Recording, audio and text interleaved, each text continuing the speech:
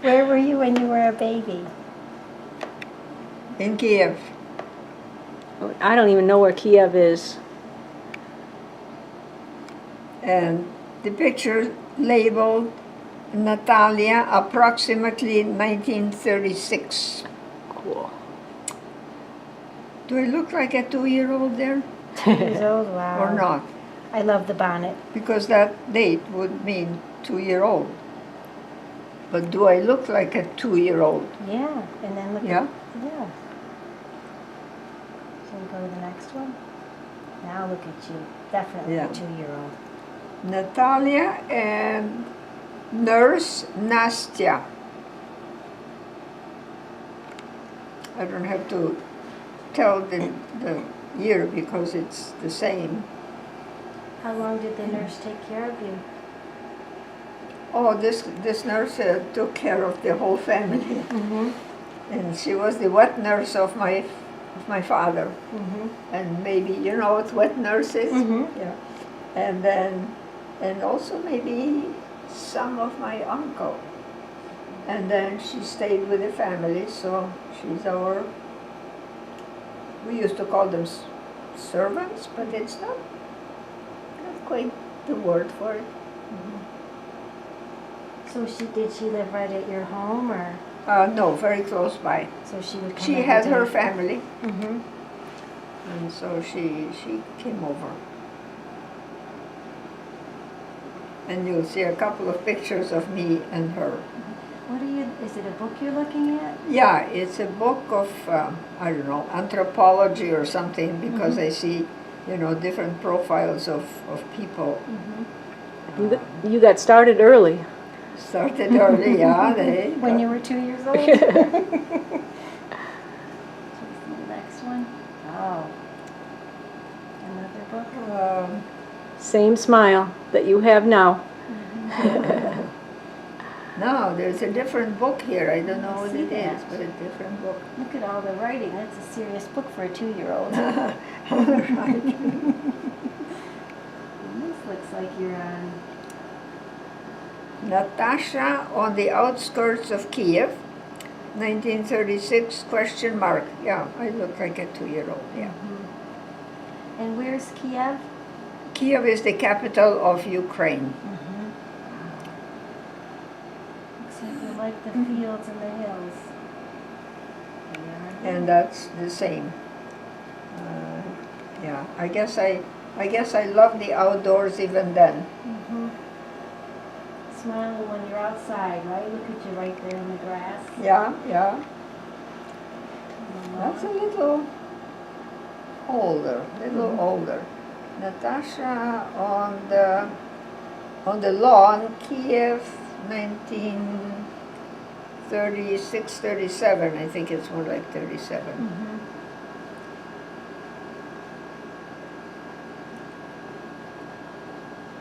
So Natasha, because that was my nickname, Mm-hmm. and Nastya in the winter. And they always took me outdoors for fresh air, always. That's wonderful. Probably why you love it so much. What do you have there? Natasha on vacation near Kiev, on a farm, and getting acquainted with animals. This is some kind of puppy there that I seem to be very fond of. Doesn't look like you're going to let go of him. Right. I think you're older there. A little taller. Oh, yeah. You know? Yeah. No, 37, if it's 1937, then I'm 3 years old. Mm-hmm. That may be even more. Mm-hmm. You look taller. Here you are little again, I think. Oh, that's the same one that belongs there. I hated to erase them, but really there are 3 pictures which show pretty much the same thing. But this one really shows how far the fields go. Yeah. You know? Yeah. It's really beautiful. Oh, Yeah. Now, I fell asleep. I don't know whether that's no. I had a nice crib, but fell asleep with a loaf of bread. homemade loaf of bread. Not homemade. I don't think so. In a Natalia's with loaf of bread. Kiev 1960. I don't know. 1936 it says. You still look little, see the little pudgy Yeah, hands? yeah. Yeah. Yeah. I And they seem to in be the sleeping basket. very sweetly. Now here's another duplication of the others. Oh, yeah. The But book. as I say, I didn't have the heart to erase any of them, Oh, they're great. even Well- though they are duplications. Natasha and Nastya, Kiev, 1936. The light right on your face and your Yeah, hair. yeah. It may be 36 or it doesn't matter. Anyway. There you are. So my morning toilet. My morning toilet. And that's my crib. That's Oh, my I crib see. there. Mhm. Yes. It looks like there's a bed there too. Like, would it be? Maybe No. that's the one where I fell asleep with the bread. Mm-hmm. Looks like you're But washing no, your hands. nobody is, I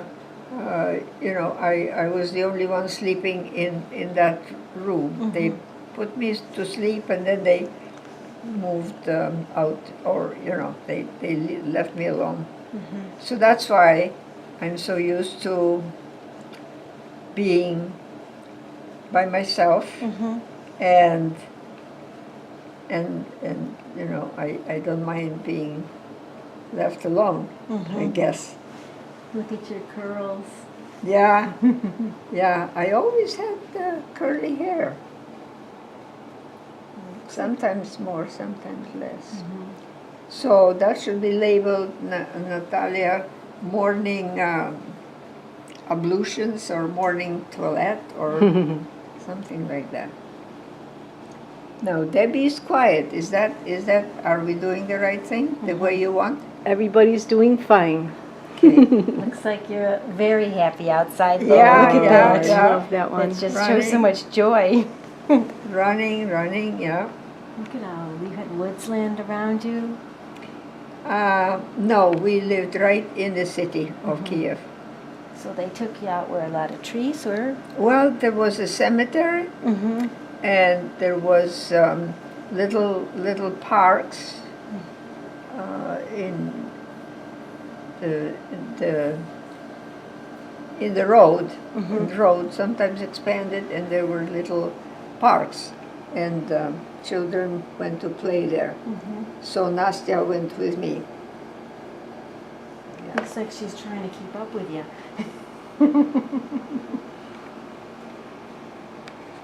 Oh, look at that. Okay, this is from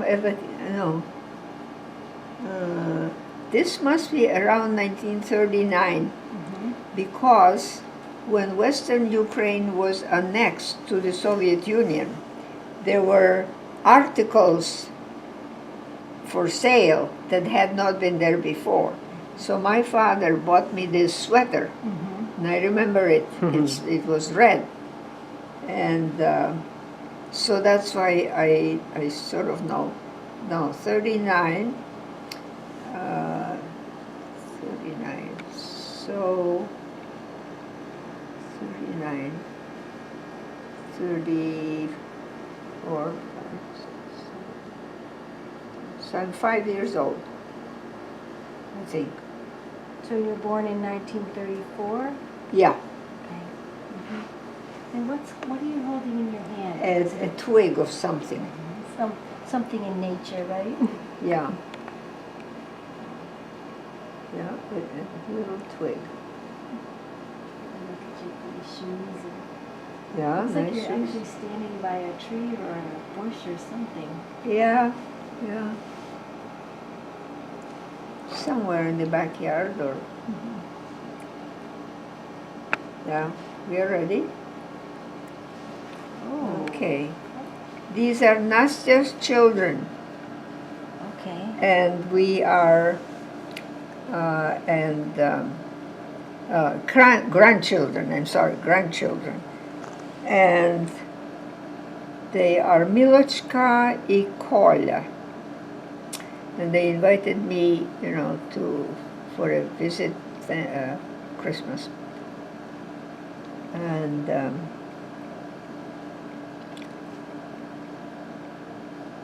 That's their house and the Christmas tree. yeah, Is that strung beads or popcorn, or what do people put on the trees? we did not really know much popcorn or what it was, but mostly little pieces of paper, Mm-hmm. colored, and then maybe some specific for Christmas. Mm-hmm. Yeah. Looks like those are some kind of decorative paper, or you maybe Yeah, decorative probably. colored them. Probably. Wow. So these are your nurse's babies, right? Right, grandchildren. Grandchildren. Yeah. Wow. Look how tall that tree is. Yeah, very tall. big. Very, very tall.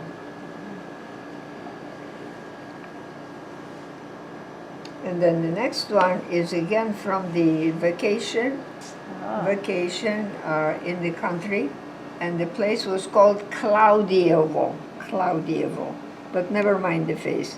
It was close to Kiev, some kind of farm or farm. Vacation on a farm near Kiev.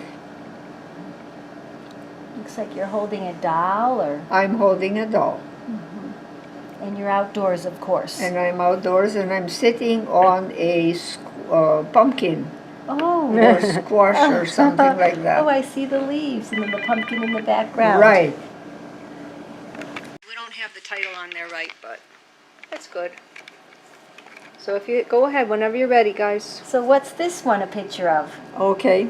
My grandfather explaining to me the workings of a watch. And he has one of those old-fashioned watches, big ones that you put in a special pocket in your pants. A pocket watch? A pocket Is that watch. what they called it? Or Yes. Wow. Yes, a pocket watch, yes. You look pretty young there. Look at how And, interested you are. You're very yes, curious. Yes. And I have my hair cropped quite low, and that's my father. My father. My grandmother was, well, I would say she was livid because she liked the locks and all that. But he said, no, cut it all off. So your father cut your hair, Yes, at that point, yes. and then that's your grandfather telling you about the pocket Correct. watch. Correct. And your grandmother wanted you to have your curls. Yes. Yes. It's Yeah. interesting him showing you that, and you're so interested in it. Yeah, yeah. I guess I'm looking pretty attentive there. Always, I'm sure you're always curious, huh? Did he wear the pocket watch? It was his? It was his, yes. Do you know where he got it from? Where he got it? Yeah, visited. Well, they were very much in vogue. Mm-hmm. All the adult males had especially older, they had a pocket right here, and that's where the watch went. Very, very short, Chain. T or Little chain they had on them. chain. Right? Yeah. Very short chain, not long chain. Yeah. Just taking it out, looking, and then back into the pocket. Probably teaching. All right, next one. Oh. So, I'm very young here. I thought that I was sort of few days old, but people say no, probably older than that. I have no idea. That's someone's hand, so you're small, you know, their hand's Yeah. right there. Yeah, I don't know whose hand. And I'm very alert, not sleeping. So just looking around. Just looking around.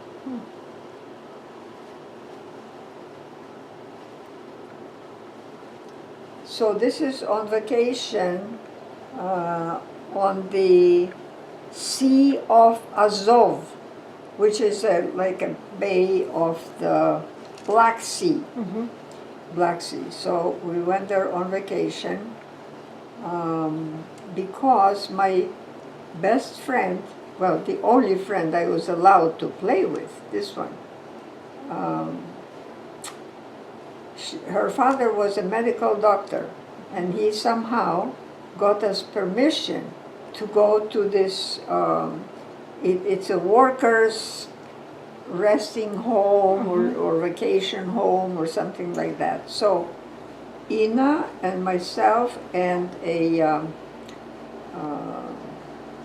servant, somebody who was hired, and my grandmother also. So we went to this place, very nice by the ocean, and pretty soon we were there. Is that blossoms of black locust? I Looks think like so. some blossoms, yes. So that must be June. And it was, because also the roses were in bloom there around the premises. And when we were there, while we were there, the war broke out. Wow. And we were stuck.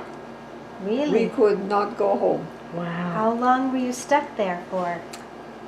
Well, the next part of the story is that my grandmother had a friend from days of college, and the friend let us have a room in her house or apartment. So we stayed there for a very short time. Then I got sick with scarlet fever. Oh. So at that time, no antibiotics, and it was very dangerous. Yes. It was dangerous. So the lady, my grandmother, wanted to keep me home.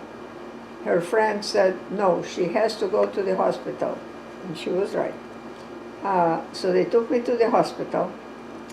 Hospital was very small, very friendly, and they treated me as best they could so that I did not have any effects on, the heart or anything.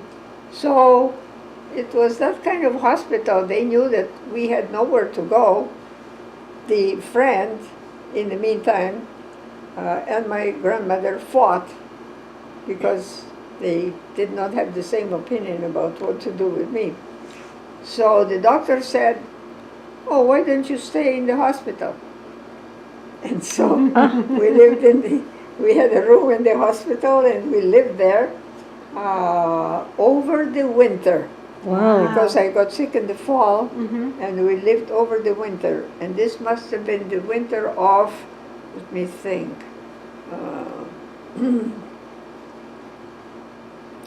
so the war broke out what year? 39 or 40 or? 19...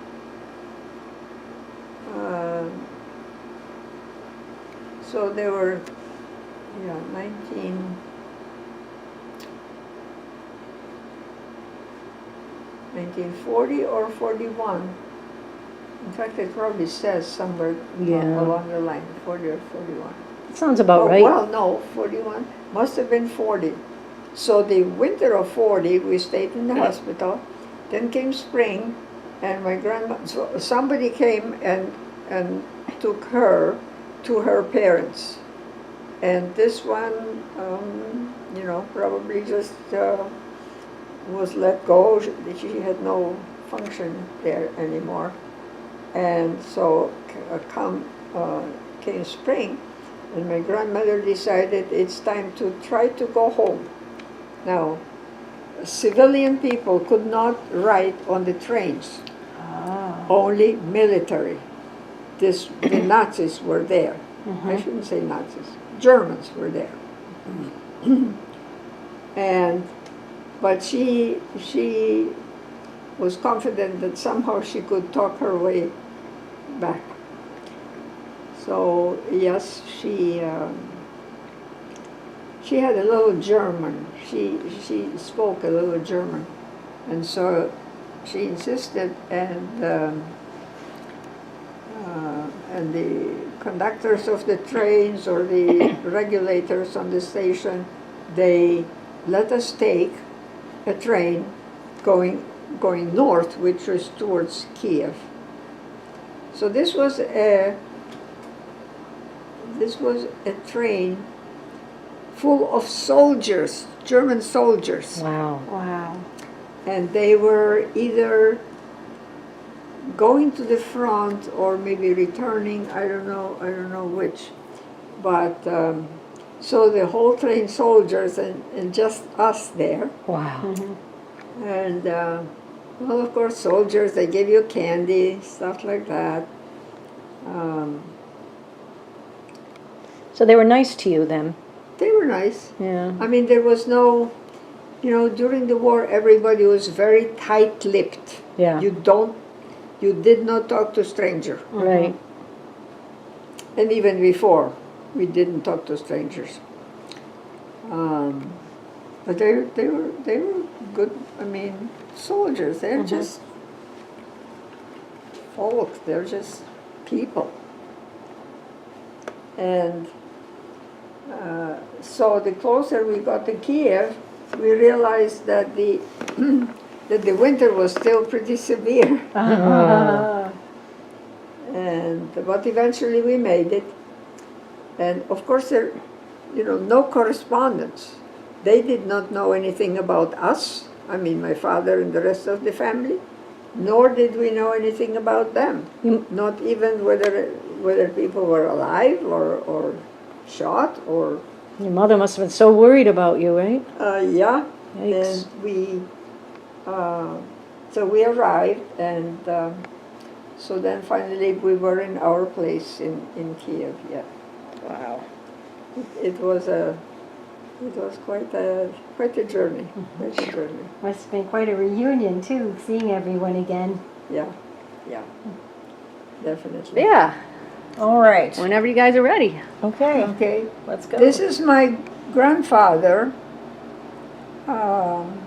Alexander Fyodorovich Alexander Muzichenko. So he is a Muzichenko.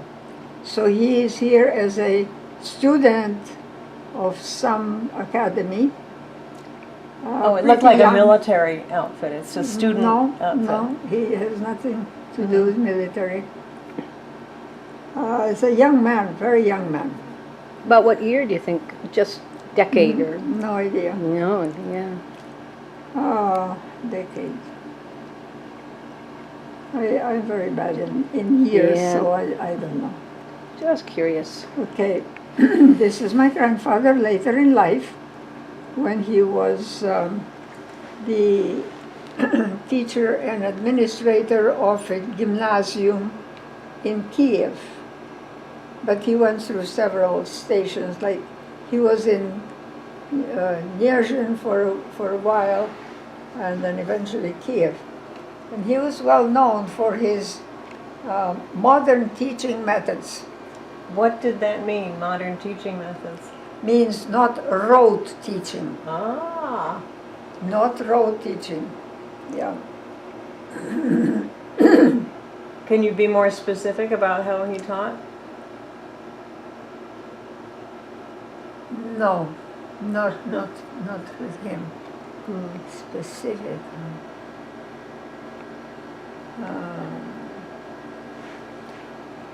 I know that because in Kiev there were many diplomatic missions of different countries. So he had quite a roster of international students. But I guess his methods were more based on teaching methods in Europe, in Western Europe. Yeah. He was very, very much beloved by his students. He had, I guess he had the teaching gene, which then I also inherited. Now, did you know him well? My grandfather, I knew him. Was he the one who, with the picture with the watch, Yeah, Natalia? there is another picture Yeah, here it's with cool. him, older, showing me the workings of the watch. Yeah. Okay, this is his mother. Ah. Let's see, what was her name? Babushka Sasha. So that means her name was Alexandra. And that's why his name was Alexander. Oh. Alexandra. Is that a typical hairstyle for women of that age? I have no idea, but I would assume they are. I would assume. So I really know very little about her. Was she alive when you were born? Probably not. Probably not. Okay. Wow. Here's my grandmother, Uh-huh. Eugenia, which is Eugene. Eugenia, maiden name Krasovska, but married name Muzichenko. So she's Eugenia Muzichenko, and her 3 sons. So this is her oldest son, Yuri, my uncle, and then here's my father, Oleg, and and this is the youngest of her sons. That's Valery. Valery met with a very young death. You will see some of the pictures. But my father is quite a Cossack. Hi, Ellen. Hello, how are you? Hi, I hear Ellen. you're telling your family history. Yeah, again. She's a movie star. Hi. Oh, hi. Ellen Garcia. I'm Natalia's daughter-in-law. Yes. She's a And you movie know star. Hi. And I remember Debbie from the other day. Well, guess what? I walked on the walker. Yay. Yeah. She exercised twice around the dining room table. Excellent. Did they tire you out too much? Because it is such a beautiful day. I think we should get in the car and drive. Awesome. It's a grand idea. It is so beautiful. Yes. It's been It's so cool. humid Yeah. that everything's been fuzzy. All right, so So he's, his appearance is quite like a Cossack. Cossack. Okay. Anything else that you find Wait, remarkable? which one looks like this? This one is my looks- father. very okay. handsome man. This Yes. is my father. There. Very Yeah. handsome. Yeah, I think she must have been very proud of her children, she looks like. Mm-hmm. So they have very different personalities. This one is more, he was a hunter, he was a nature lover, this type of thing. And of course music. He just decided when he was even a little kid, they got a piano for the older brother. But the older brother wasn't very much into it. So, but this one, my father, he just latched onto the piano, and ever since then, piano was the very, very important factor in his life. Mm-hmm. That's what he pursued as a career, actually. Oh, really? Oh, yeah. He pursued as a career. Huh. And What did the other 2 brothers do as a career? this one just graduated from high school. And this one, something about agriculture, something about insects, something like that. Because also, not every courses of study were open to them because they were higher echelon. So, Really? well, that's the Soviet regime. Oh, yes. So everything for the Everything's masses. backwards. Yeah. Everything for the masses, but the people who are on top now are held down. Yeah. Wow. Huh. Now I'll tell you more about my father and his career, but later on there are more pictures. Okay, here are more people.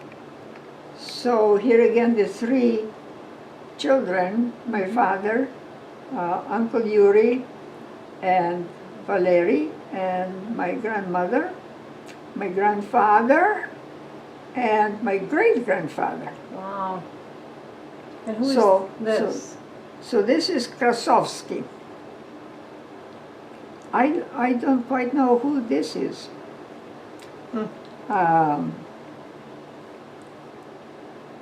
The name is Zbanduto, and I suspect some connection, family connection with Tatars, or because he looks very Oriental. Tatars, What does that mean, Tatars? never made that clear to me. Now look at the oven. The oven. This is the Russian ceramic oven. And the one who knows about it is Cheryl, the one who taught at OCC, architecture. Oh, I don't know who you mean.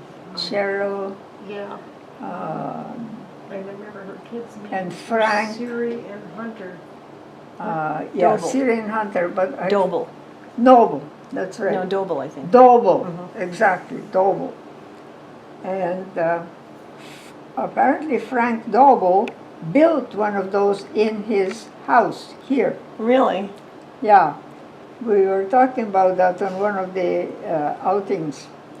What you do is usually you have two rooms adjacent, and you have you have the oven space in between, like if there is a hall, and then you have an oven oven where you make fire. So you make the fire, and the ceramic tiles eventually absorb the heat on both sides, and then you have that heat for a long time. Oh, yeah. Ceramic gives it off for a long time. So that's the way that people often had in their homes. And eventually we lived in an apartment, and that was true of the apartment also. So it wasn't an oven for cooking things, it was an No, oven for heating just the house? for heating. Oh, And you, of course, at that time you heated with coal. Lots with coal. So he was the one who was dispossessed of the estate in southern Ukraine, and so he came to live with his daughter, but he had cancer affecting his eyes. Now, I don't know what cancer affects the eyes, but apparently also it was very painful. So he died pretty soon after this. Yeah, there's my father. yeah. And so, as I say, he studied musical studies, piano in Kiev, and then he went to the Moscow Conservatory of Music and graduated from there, but apparently could not get a job in the area of Kiev, so he went to Khabarovsk, Khabarovsk is all through the Soviet Union, through this Trans-Siberian Railroad, and ending up. So there's Vladivostok, and then there's also Khabarovsk, which now I hear once in a while. Then at this time, it was hardly mentioned. So he was placed at the radio station there, far east. So there were like 6 hours difference between Kiev and there, or more, I don't know, 6. So he could have had a brilliant career in music. He wanted to be a concert pianist. But then things changed, and he came back, and then another stint through Moscow, and met my mother there. He got married, and then the next year I was born. So all this wasn't very good for his career. And then my mother apparently was a chemistry student at the University of Moscow. Wow. But I never knew much about her either, because in the past when divorce happens like this early, people just are very quiet about it. They don't want to mention it. So that's one of the reasons why I never knew anything much about that. But she was a chemistry student, so was So I she not hear. one of the upper echelon? That she was able to... I don't know. Oh. Probably. Hmm. Probably.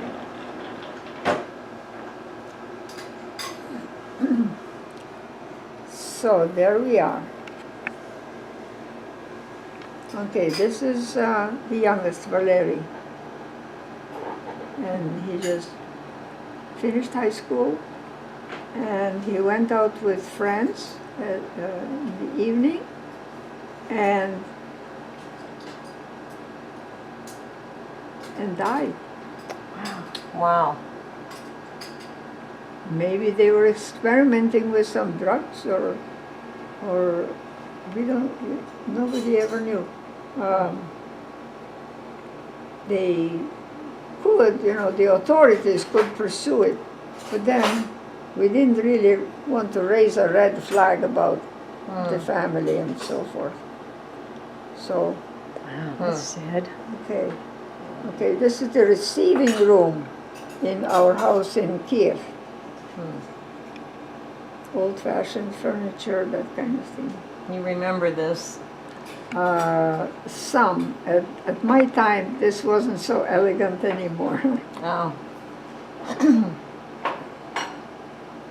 Okay, that's our house in Kiev. And there's a big maple tree right here.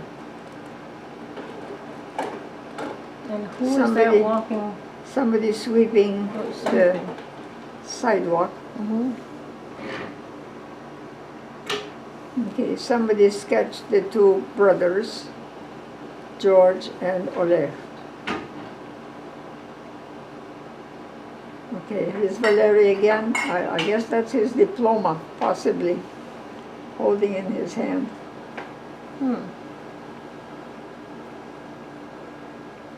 That's the same. Okay, that's the backyard in that house in Kiev. So a lot of hostas. This I remember. This is a lilac bush, nice lilac bush. You were very tuned in to the names Yeah. of plants Yeah. then too, Yeah. weren't you? Definitely. And that's your mother? That's my That's my Grandmother. grandmother. And that's the youngest son. Again. And these look like Caparidaceae, like the spider flower, but I don't know. These are for sure hostas for sure. So a nice, spacious backyard that I enjoyed for a bit before we had to flee west. Was that scary? Was it sudden that you had to Not, go? not very sudden at this point. And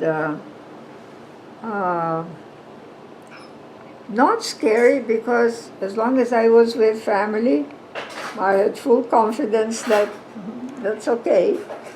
A little sad, a little sad.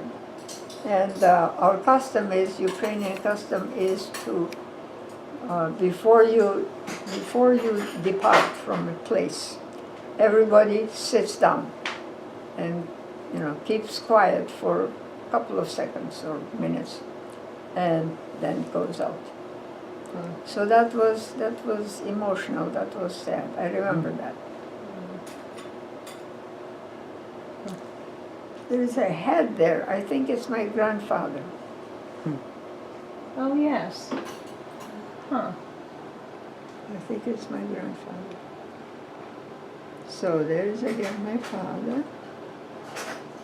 And that's the complete family picture with my grandfather, my great-grandfather, her father, and then his son. So he had a son and a daughter. And then the two boys, my Uncle Yuri and my father. This is my father, in the arms of his mother. And here again, somebody was talking about resemblance. Now, our features, I mean mine and my father's, let's see, mine and my father's, although here not very clear, are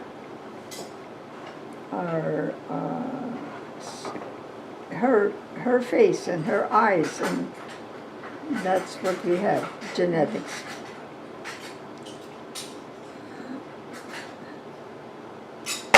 So I don't know whether this picture was taken before the revolution. Probably, because everybody seems like pretty happy. And, So maybe 1910, 1915? Probably. Well, wait, because my father was born 1905 or 8.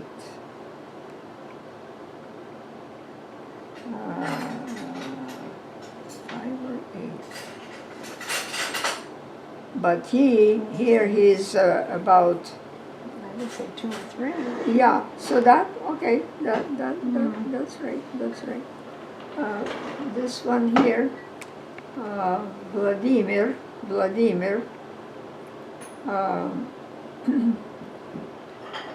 it was funny because during the Tsarist regime, many of the upper echelon were actually revolutionaries. They want to topple the regime. So he had a printing press for underground, and the police nabbed him, and his father had to bail him out. And then Vladimir, and then came the revolution, and he disappeared. We don't know what became of him, where he ended up. Wow. Yeah, he disappeared. That's a surprising thing that many of the upper echelon were really revolutionaries. They were. The young people were revolutionaries. They just wanted to topple the czars. Yes, they wanted more freedom, They were not. that kind of thing. Yeah, but I wouldn't think that they would be in favor of the proletariat being... Oh yeah, they had no idea what was coming. Oh. All right. Yeah. So the revolution was really all about toppling the czar's regime. Yes. Yeah. And That possibly explains it. because there has been, this struggling with the freeing of the serfs, and eventually they were freed. I don't know to what extent they actually wanted to elevate the poor people, but I guess their main objective at that point was to topple the regime. So young. I think people this age did not indulge in that kind of thing. They thought life was good and we don't have to topple anything. Let's see. My father, the 3 boys. You put 1915. Yeah, approximate, yes. I could be very well wrong on the dates. Now, a couple of pictures of Valeri after he was dead. That was a common practice, wasn't it? To have the dead in the house. And to have a picture of the dead. Yes. I have a picture of a beautiful woman in a coffin who looks like she's about 30 years old. I think it's my grandmother. She died during the flu epidemic of 1918. I want to spend some time looking at that to see if I could figure out who she was. Yeah. So that's the same. My uncle. Is that a seafaring cap? Oh, he was a dandy. A what? He was a dandy. Oh, that's like a sailor's cap. A dandy He sailor. may have acquired one. Now I don't know what I wrote there, and whether you can read it. His wife Elizabeth joined Vlasov and Ditch effort. Oh yeah, which yeah. was last-ditch effort to beat the Soviets. His story is very interesting. The army was under the auspices of the German. Interestingly, Elizabeth was Jewish, but in spite of that, joined the effort to beat the Soviets. Right, last ditch effort. That was.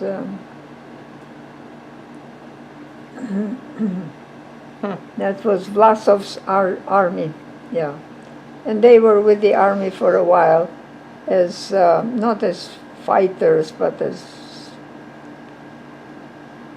theorists or something. But then they detached from Vlasov.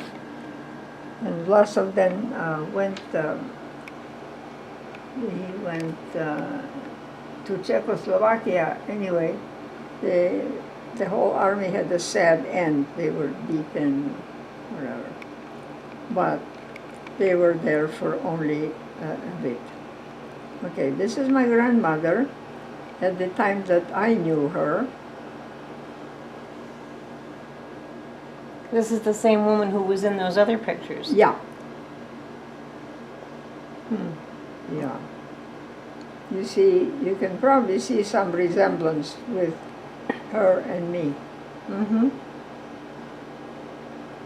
So she tended to be overweight, but so that's in her overweight stage.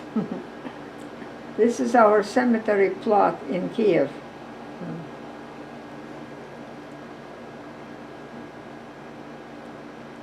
Well, I think that's the end. To be continued. Well, that was lovely. Thank you for sharing all that with us. Well, thank you for recording it. Yeah. And then eventually he came back. And he must have come back around 1939. But it might tell you here. I never had memory for dates. Well, you were young at the time. You were only I'm 5 just or so. not interested somehow in. That's his story. Okay. So you have all of that? Nope. Oh. I just started. Oh. So. Give me a little plate because I started chewing on this and I had something to spit out. Okay. All right. I will do that.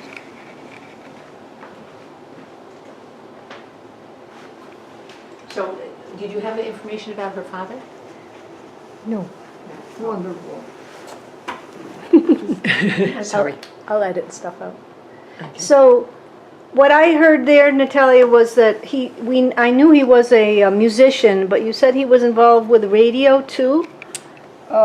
Yeah, as a musician, Yeah. as a music director, And he graduated from the Moscow Conservatory? correct. Wow. And then, as I was saying, then he went to, at some point, he went to Khabarovsk, and he was the director of the musical part of that radio station.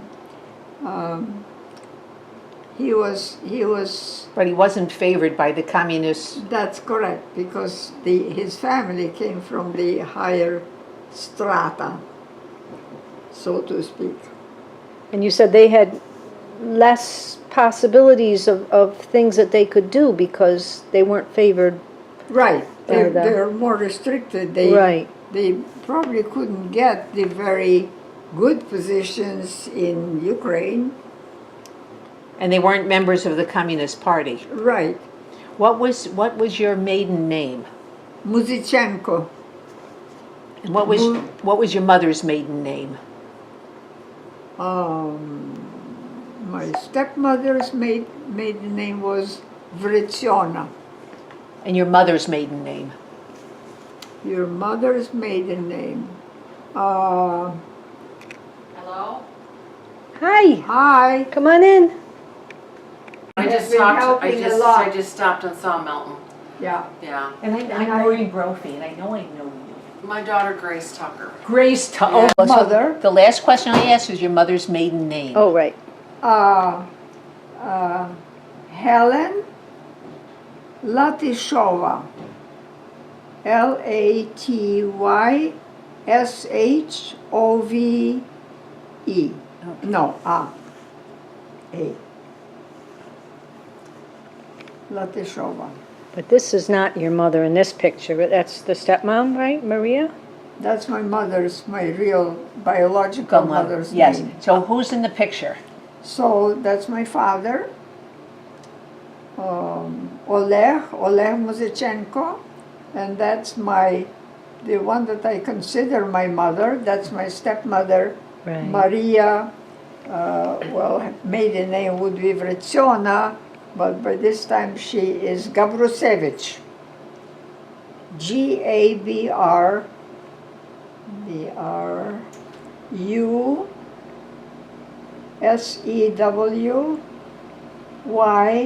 Gabrusevych.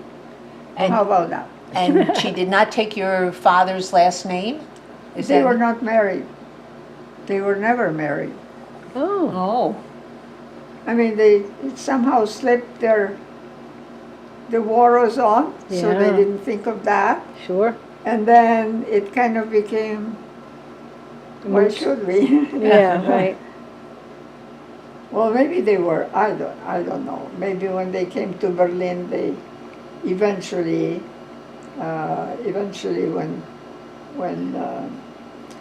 when things normalized, maybe they did, but I don't know She for went sure. to college, right? Right, I don't know for sure. Natalia? She went to college, right, Maria? Maria went to college. Yeah. There is a picture, but not in that series. You scanned it of her. Now, she was from Lviv, which is in western Ukraine. Lviv. And Lviv Oh, Kiev is Ukraine. is Ukraine. That's the capital, and it's in the eastern part. This is western part of the Ukraine, still part of the same Ukraine so far. And it's closer to Poland and Germany, Poland mostly. And there's also... Did that become the Pale of Settlement? Have you heard that term? Not really. Pale Of settlement. Beyond the Pale? beyond the pale. The So Pale it- of Settlement, they referred to as Poland and I thought Western Ukraine was part of the Pale of Settlement, but maybe not. Which means that there were many settlements or No, few? no, I don't know why they called it the Pale of Settlement. I'll have to do some research on that. Okay. Yeah, that's that part. So she was from there. So she was enrolled after the Austrian-Hungarian Empire collapsed. Then Poland took that chunk, and so Western Ukraine was under Poland. Yeah. Wow. And she was able to enroll in the law school of Lviv. Wow. And she has an identification booklet. Yep. And she has a picture there. But you know that under the Polish, the minorities had a quota. Not everybody could be admitted in the university, just if you can fill. So it was for Jews and Ukrainians. Yeah. I was going to say, I did for the Jews I know. Okay, here is a map. Ah, This is the Pale of Settlement. Oh. I don't know what that means, but Well, it became Western Ukraine, yeah. Poland. I don't see Kiev on here. No, because that is much further east Okay, and north. that's right. So the other town you said was LV. Lviv. L. L-V-I-V. Okay. No, I don't. The German name was Lemberg. Lemberg, but it wouldn't be under No. that. Or sometimes they spell it in a Polish way, which is L-V-O-V. Whoa. Either, yeah. How close to Minsk? Well, Minsk is further north. Okay. Isn't that Belarus already? Yes, that's Right. right. It is not far, so it's sort of on the same meridian. Yeah.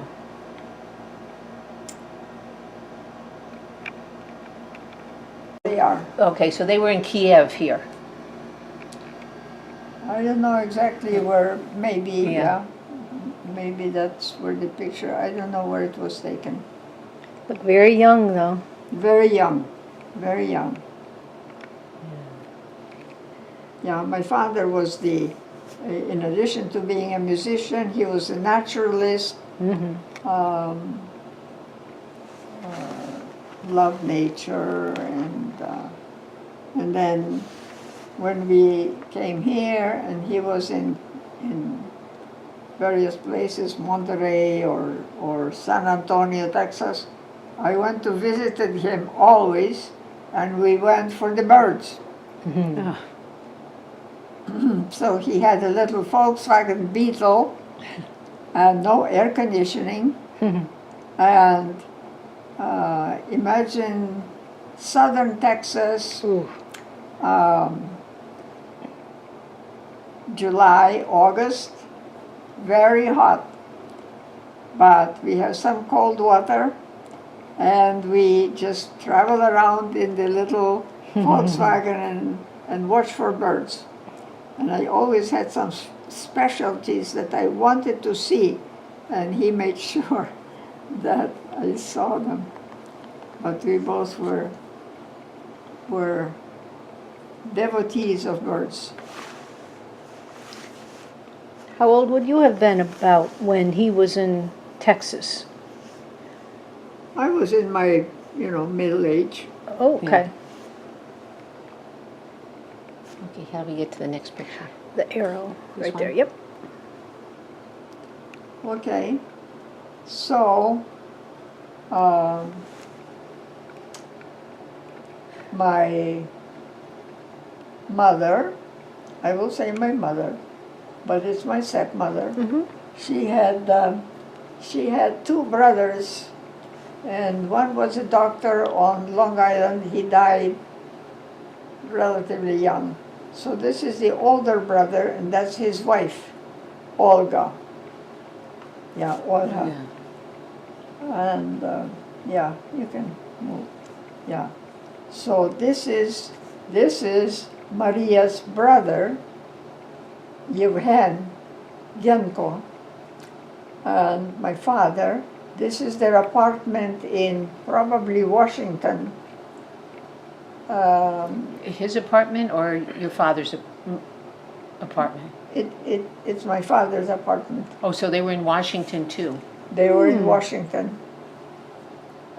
So my father moved with DLI, Defense Language Institute. He was part of that. The headquarters is in California, I believe Monterey. So lived in New York, where he got the job. Then they went to Washington, which I think this is from, and then from Washington they went to Monterey, and we visited there, and then from Monterey he wanted to be transferred to Texas, which he was. Yeah. So when you came over with your dad and stepmom, where did you land? Where was your first home? New York. And where in New York? Well, when you say come over, yes, came over from Brazil. Oh, Yeah. that's right. Yeah, but yeah, New York. And so I was admitted as a graduate student at Columbia University, and this is where I met my husband Mariano. And then from then, when he finished his PhD, we moved to Syracuse, and that's where we stayed. Yeah, and my parents then from New York to Monterey. So the whole family left Brazil at the same time Yes, yes, and came to New York. yes. And where in New York? Where? Yeah. I don't know. Where was there? They had an apartment? At that time, I lived at International House, Okay. had a room there. And yeah, eventually they had an apartment on Riverside Drive. Mm.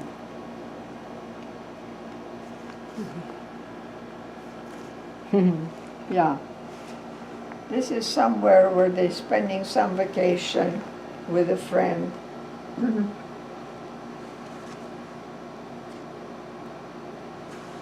Right, this is my mother visiting Switzerland, where her brother lived.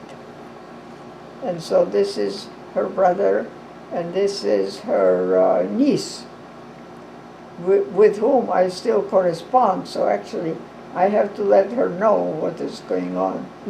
Obviously, our correspondence is not very lively because of me. I don't like to write emails or to write anything. All right, let's move. Good. Okay, that's from that previous vacation with a friend and her son. It was in Berlin, it said, right? Yeah, it could be, yeah, somewhere. Yeah, this is my stepmother as a young girl. Love that picture. Beautiful woman, beautiful. Okay, visiting Switzerland. This is her brother, and they are still at the airport, I believe. Is there a date on that? No. No. Okay. Read what this means. Polizeipräsidium. Polizeipräsidium. Police? Which is the German Gestapo, Oh, gosh.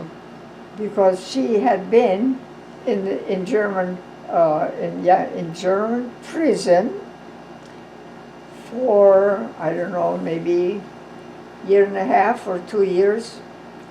And then eventually, because of her previous fiancé or husband, because he was involved, he was in concentration camp at that time.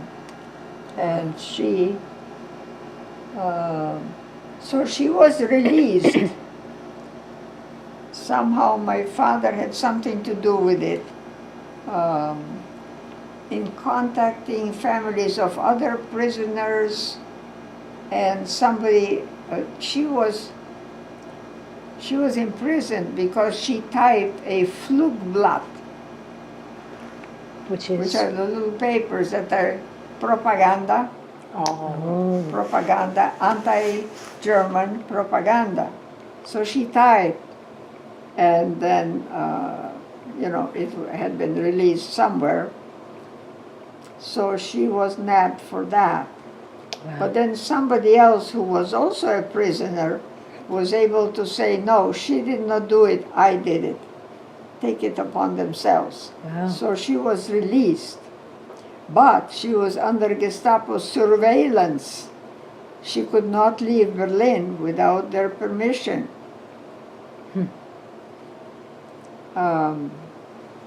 And at the same time, her husband, which I think is in the, no, that's just my parents. Yeah, this is as a very young girl.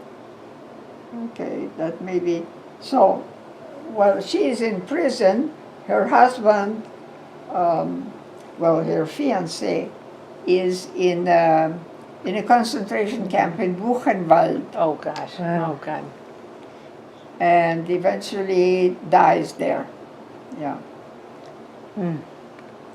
That's a different picture. This is a picture when my uncle and my aunt, who is Jewish, and she has a fantastic history of life.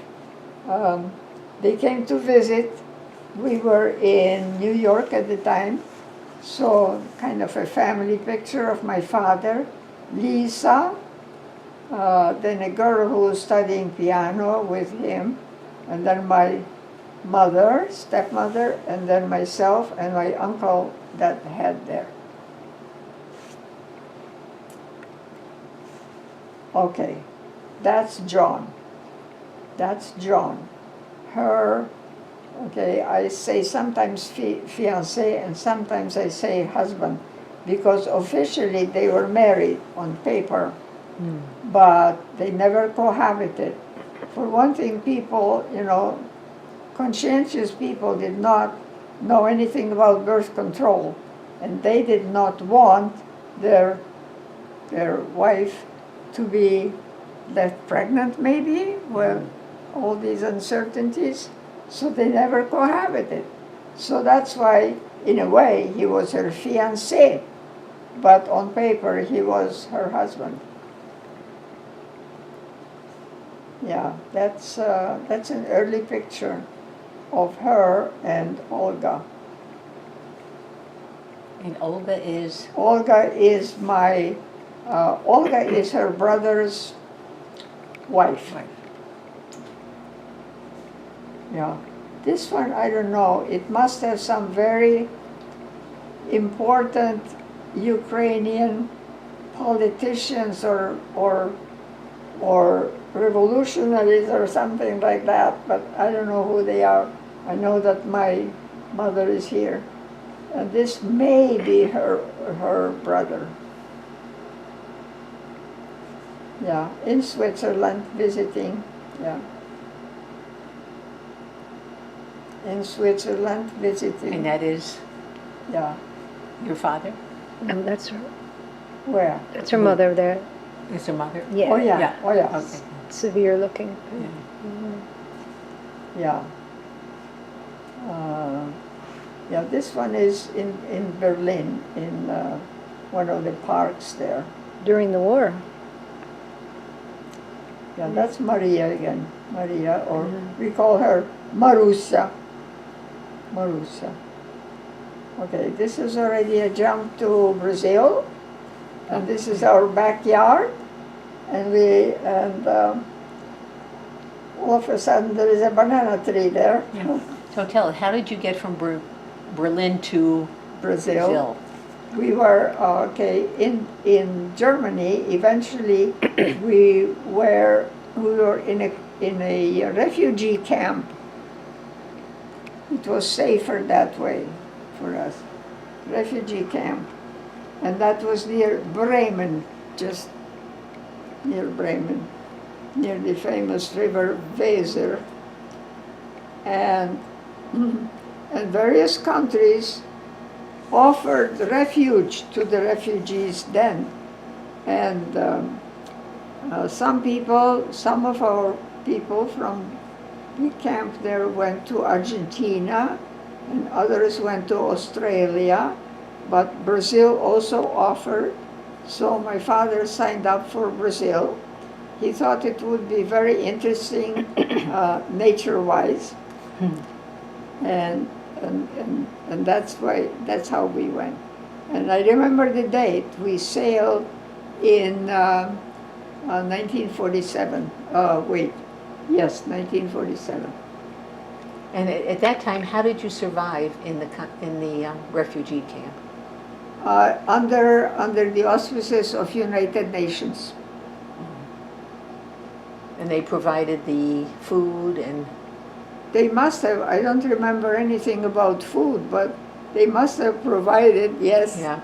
And it was mostly Ukrainians there, some Belarusian, and we had our guard. It was surrounded by wire. We had our guard guarding mostly from repatriation, because the Soviets wanted people back. And they would come and just load people on trucks and drive them back to the Soviet zone, and then it's eventually to the Soviet regime. So everybody was afraid of that. So the camp helped to protect us, and people were sitting on guard the whole time. Yes, and yes, the Soviets did come for us, and with the trucks as usual, and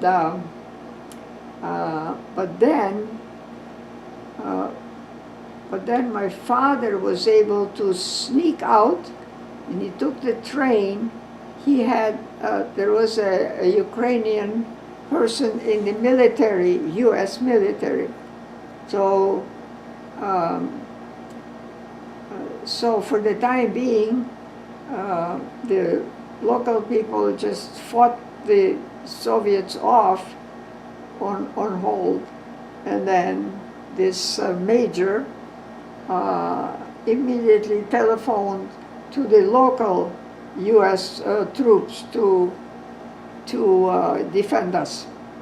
And so the Soviets were chased away. Was that like a series of tents they had you in, or was it like housing? No, there were or? barracks. Barracks, There were military barracks Okay. with a long hall and individual rooms on both Yeah. sides. Do you? How long were you there? From about 45 to 47, about 2 years. Wow. Now it was interesting that that my family, the three of us, got a room, but because we were teachers, more or less intellectual, they also put with us in the same room a young lady, relatively young, who had been teaching also, so another teacher. They thought that she would be congenial. So here we are in a quite small room, 4 people. My family, we have a big bed, so we sleep in this big bed. and she has an extra bed. So my mother thought about this situation, and the young teacher wanted to get married. So she brought them together, and once they were married, she was out of our room and somewhere else. So then, at this point, I was able to sleep in the single bed, and then, yeah. I'll tell you another episode about food. We went for walks, frequent walks, and in the spring, the weather floods, and it was very interesting. But the point is that as we were walking, there was a hawk that nailed a robin. Oh. Yeah. Nailed the robin. So my father took the robin and they cleaned it and they cooked it for me. So, Oh boy. so I had a robin for food. Tastes like chicken. How probably. old were you when you left the refugee camp? I was a teenager, so let's see.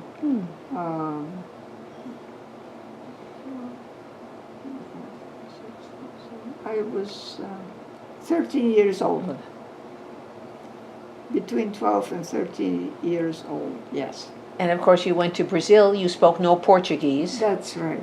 That's right. That was painful because they put me in a school run by Ukrainian nuns, but they were not very willing to, to translate it, sort of like sink or swim. And there was no help like nowadays you have counselors, whatever. Oh, that's me.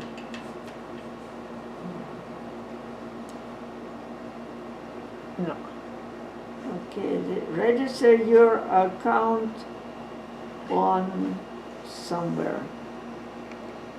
Can we do this later? Yeah. This oh wait, this Yeah. opens it. Yeah. I don't know, maybe I shouldn't. Well, I had to learn it in this little school, and I remember sitting next to a Brazilian girl. This was not just for Ukrainians, but very few students. Sitting next to a girl, and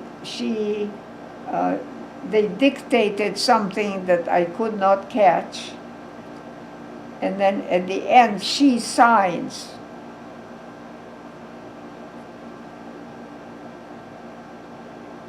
Sueli, one of the names. Sueli de Jesus Gomes. So I see the Jesus there, and I thought this must be just kind of a classical ending to some schoolwork. So I write the same, Sueli de Jesus Gomes. Wrong. It was terrible frustration. There were a couple of girls in my same situation, in that same school. So at the end of the day, we went home crying because we couldn't understand anything. But so little by little.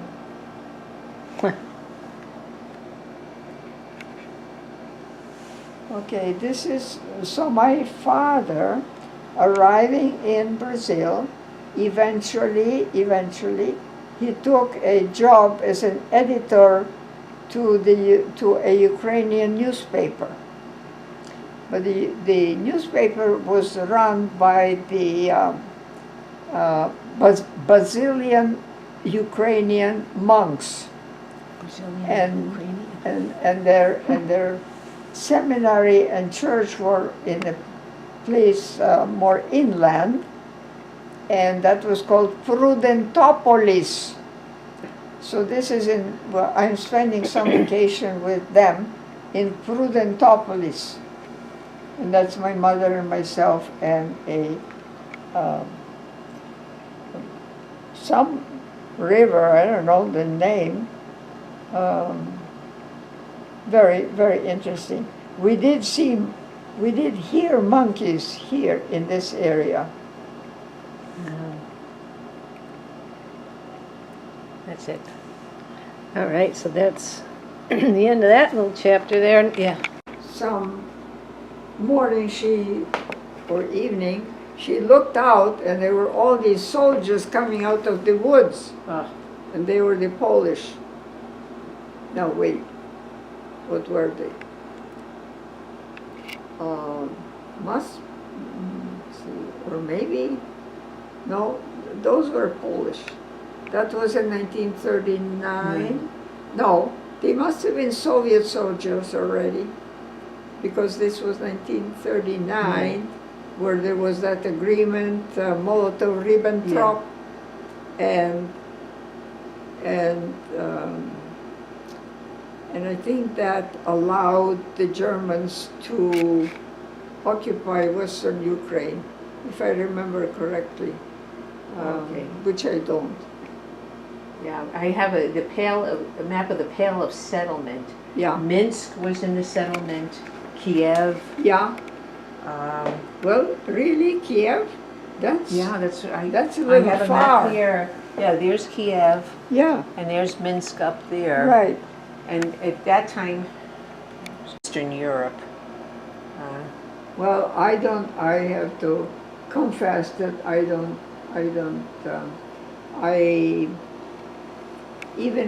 read about these things, but I somehow don't retain the dates very well.